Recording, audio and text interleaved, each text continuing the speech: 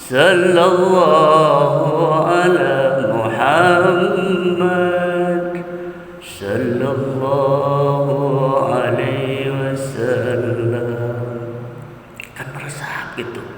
Karena memang betul nabinya. Ini kalau tukimin, maaf ya Bu, kalau ada namanya Pak Tukimin, maaf banget. Sallallahu ala tukimin. Aduh.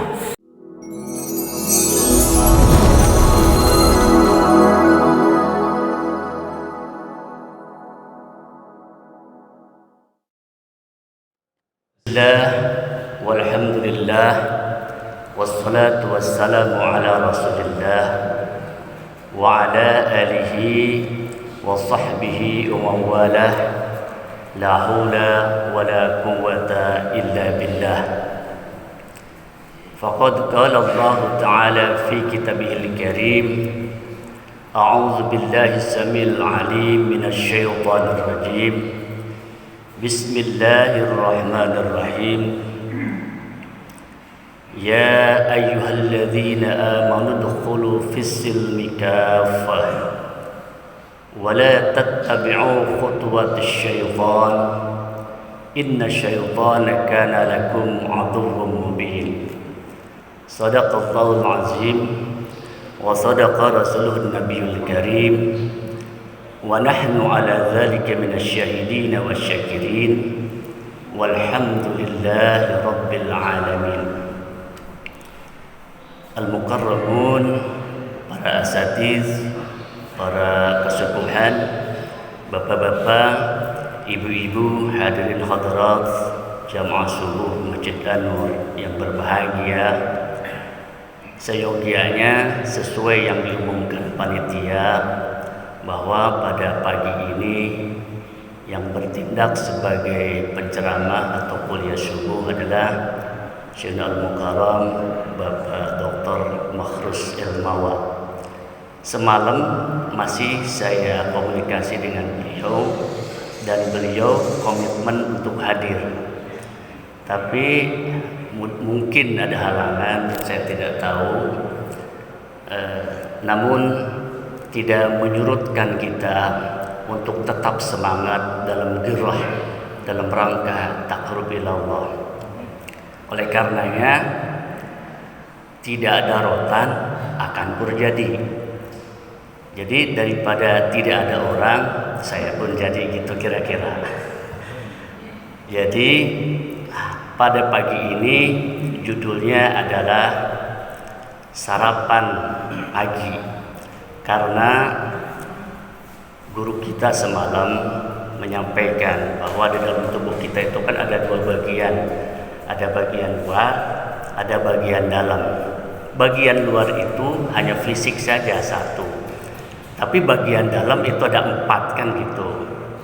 Nah, tapi seringkali kita di dalam memberikan asupan nutrisi lebih konsentrasi ke bagian luar saja, makannya, minumnya, jaga kesehatan kita mati-matian.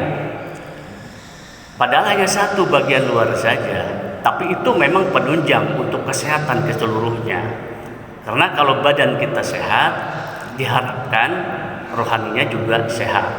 Tetapi tidak semua jasmani sehat, rohani juga sehat. Banyak orang yang sehat tapi jiwanya tergoncang. Karena di dalam diri itu kita sering mementingkan santapan jasmani. Kita sering mengabaikan santapan rohani. Oleh karenanya harusnya kita lebih banyak memberikan nutrisi kepada rohani kita, yang mana di dalamnya ada 4 bagian itu. Ada jiwa, ada ruh, ada akal, dan ada nafs. Itulah yang akan bertanggung jawab sebetulnya, kekal. Karena yang 4 komponen itu akan hidup terus dari dunia sampai akhirat, bahkan sampai bertemu dengan zatnya yang maha kuasa, Allah Azza wa Jalla. Tetapi kalau jasad cukup di dunia saja. Dari kecil tumbuh dewasa sampai tua renta, akhirnya mati dikubur, sudah selesai. Oleh karenanya pagi ini karena tidak ada persiapan, ya sudah sarapan pagi saja. Jadi ngemil lah istilahnya. Snack saja.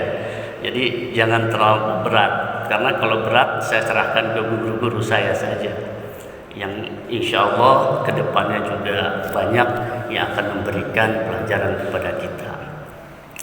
Baik Bapak Ibu hadirin hadirat rahimakumullah. Di awal tadi saya menyampaikan satu ayat firman Allah Subhanahu wa taala. Bismillahirrahmanirrahim. Ya ayyuhalladzina amanu udkhulu fis-silmi kaffah. Wahai orang-orang yang beriman, masuklah kalian ke dalam Islam seluruhnya. Artinya lagi-lagi Allah mengundang kita, memperingatkan kita dengan kata-kata ya ayyuhalladzina amanu. Artinya diawali dengan huruf nida, ya ayyuhalladzina amanu. Artinya apa? Jadi ini panggilan terkhusus untuk orang-orang yang yakin saja, yang beriman saja kepada Allah. Karena redaksi awalnya bukan ya ayuhan nas. Ketika kita sudah berislam, ketika kita sudah beriman kepada Allah, maka harus totalitas dalam keimanan itu. Harus full power dalam keislamannya kepada Allah Subhanahu wa taala. Wala tattabi'u khutuwatis syaitan, dan jangan sekali-kali kamu mengikuti ajakan perintah syaitan. Kenapa? Innahu kana lakum aduwwun mubin. Karena syaitan itu buat kita adalah musuh yang nyata.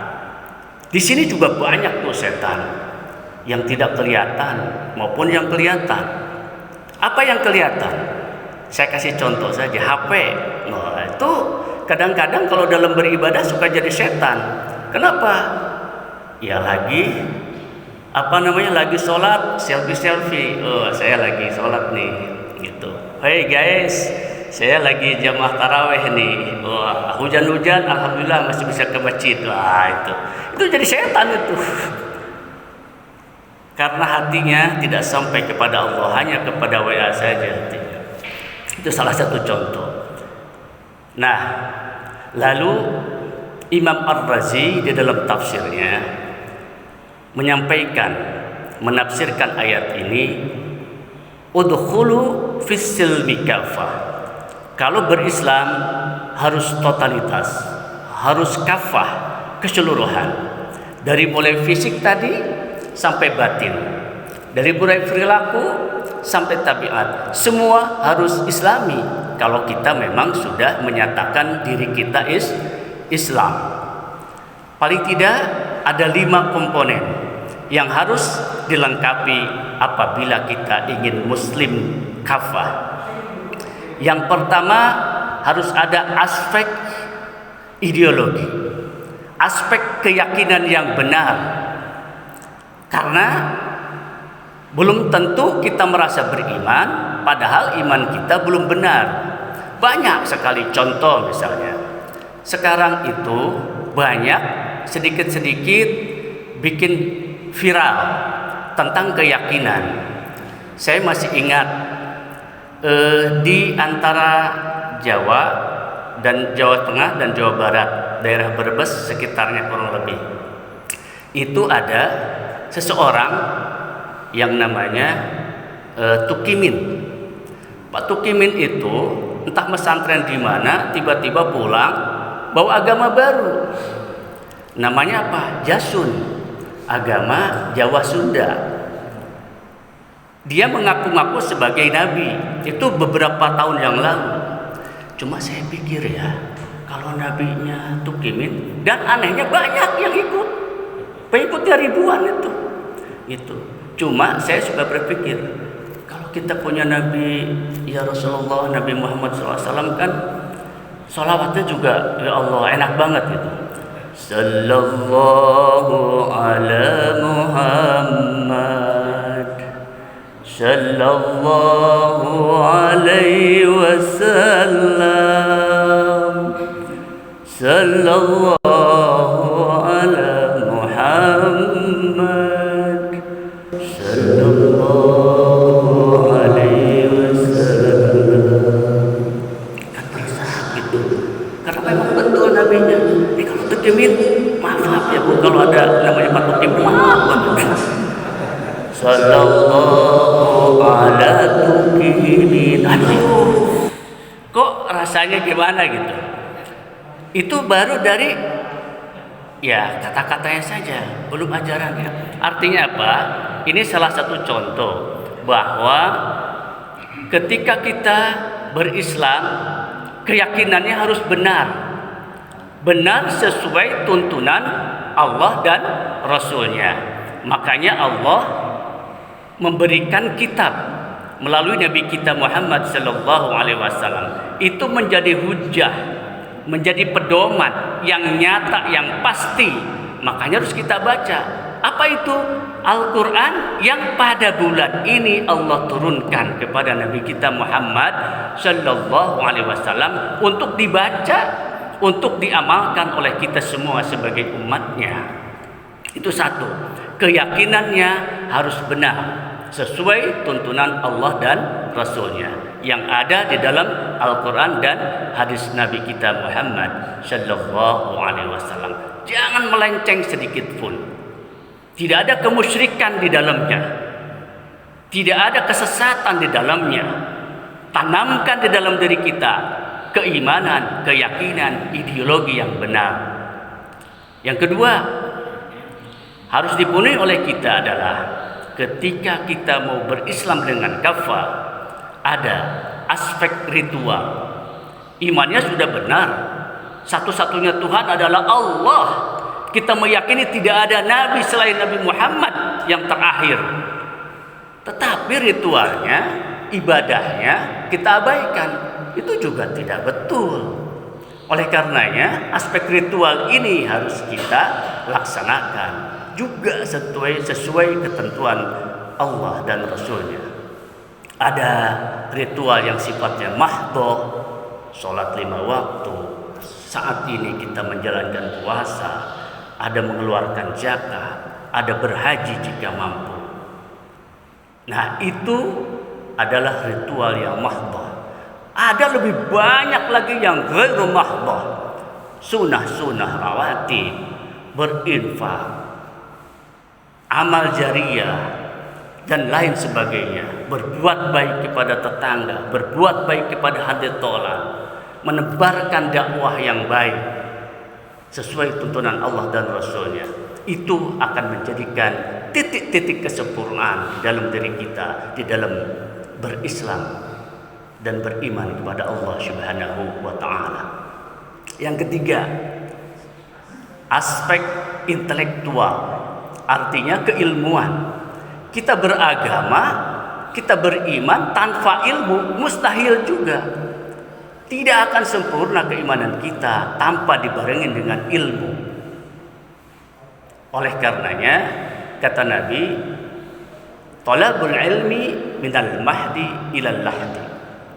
Menuntut ilmu itu, khususnya ilmu agama, diwajibkan kepada kita semua sebagai umatnya. Dari mulai kita digendong sampai batasnya apa? Ketika kita dibawa ke liang kubur. Jadi urusan kajian, urusan mengkaji, urusan menuntut ilmu tidak ada batasan usia. Saya mah masih muda, nanti aja kalau sudah pensiun lah baru saya buka-buka Al-Quran, saya pelajari Al-Quran. Atau sebaliknya, saya mah sudah tua, matanya juga sudah kurang, kupingnya juga sudah kurang pendengarannya, udahlah nggak mau ngaji, gitu, sebentar lagi juga mati. Nah, jadi di dalam urusan beragama harus dengan ilmu. Saya sering diajarkan dulu di pesantren, fakullu man bigorihi bi'amaluhu mardatun la tuqbalu. apabila kita sholat, apabila kita puasa, apabila kita ibadah yang lainnya tanpa ilmu, mardudotun la tuqbalu, tertolak dan tidak diterima oleh Allah Subhanahu wa taala. Lalu ada pertanyaan, loh, bagaimana kalau kita belum bisa? Ya itu lain perkaranya. Kalau bisa artinya kita dalam rangka belajar. Belajar Al-Quran misalnya.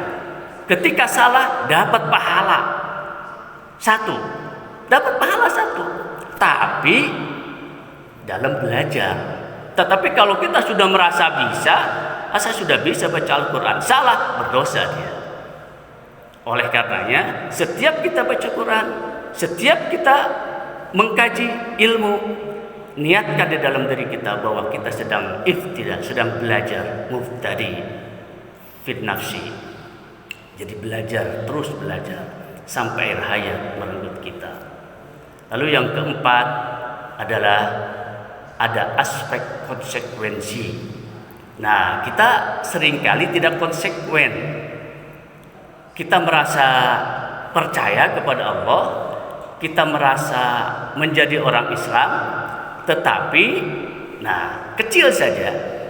Kan kita diajarkan ketika ada orang yang memberi salam, itu memberi salam itu sunnah, tetapi menjawabnya wajib. Assalamualaikum Pak Rijal. Nah, kan gitu. Tapi assalamualaikum, diam baik. Nah, itu artinya tidak konsekuen. Atau misalnya nih, mohon maaf ibu, ibu-ibu itu kan kodratnya, kewajibannya ketika mendeklarasikan diri seorang muslim, maka harus berhijab. Sekarang diabaikan itu, berarti tidak konsekuen dia. Yang terakhir, karena ini hanya cemilan, saya bilang tadi kan, yang terakhir adalah, ini yang terpenting, harus ada di dalam jiwa kita masing-masing. Adalah apa? Aspek spiritual. Ini penting. Tidak ada spiritual di dalam hati kita, maka kita akan goyah terus keyakinannya. Ketika tidak ada nilai spiritual dalam jiwa kita, maka kita akan terasa jauh dengan Allah. Maka untuk mengisi cahaya di dalam keimanan kita, mengisi cahaya hati kita, supaya hati kita menggerakkan seluruh organ yang ada dalam diri kita, tangankah, kakikah, mata, pikiran, otak sampai jiwa. Hati itu harus betul-betul bercahaya seperti yang disampaikan guru kita semalam. Maka baru di situ ada nilai spiritual. Contoh, kita bisa merasakan nikmatnya sholat tahajud itu kalau ada di dalam diri kita itu ada nilai spiritual. Oleh karenanya masing-masing pribadi itu beda-beda spiritualnya. Ada yang merasa ketika sholat malam itu tenang banget, tenang sekali, serasa hidup tidak ada beban, padahal utangnya banyak, kreditan banyak, kerjaannya setumpuk, tapi hatinya tenang saja. Itu nilai spiritual. Ada juga ketika sholat itu khusyuk banget rasanya, gitu, damai hati itu. Nah itu karena sudah ada nilai spiritual di dalam diri kita. Mudah-mudahan kita ditakdirkan oleh Allah menjadi muslim yang beriman dan kafah kemuslimannya, totalitas dalam keimanannya, dan kita selalu menuntut ilmu di dalam perjalanan hidup ini, sehingga kita tidak mengambil